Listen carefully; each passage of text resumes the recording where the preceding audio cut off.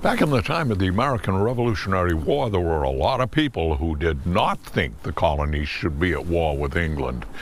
Many of these people were veterans of the French and Indian Wars, where they had fought on the side of England, so their ties to the mother country were very strong. These people were called Loyalists or Royalists or Tories. Now, in all the towns in New Hampshire, it was required that every citizen sign what was called an association test, an oath of allegiance to America in the war.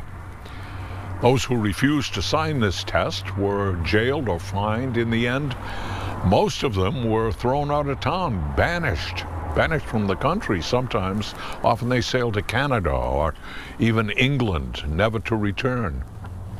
Here in Hollis, the brothers Benjamin and Leonard Whiting refused to sign, and the brothers Samuel and Thomas Cummings also refused to sign the loyalty oath.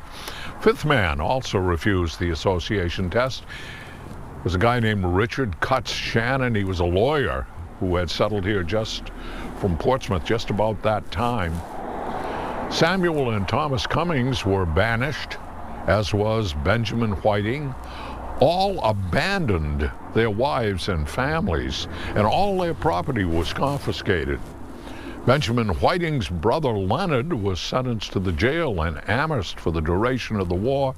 He too lost his property. The lawyer, Richard Cutts Shannon, was also jailed in Amherst, but he rehabilitated himself, enough so that later he was elected representative to the General Court from this town. As to Benjamin Whiting's wife, Grace, and Thomas Cummings' wife, Hannah, well, Grace remarried a local guy named, you ready for this? Burpee Ames. And then she died.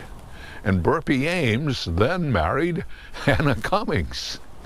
Yeah, I too would like to know more about that story.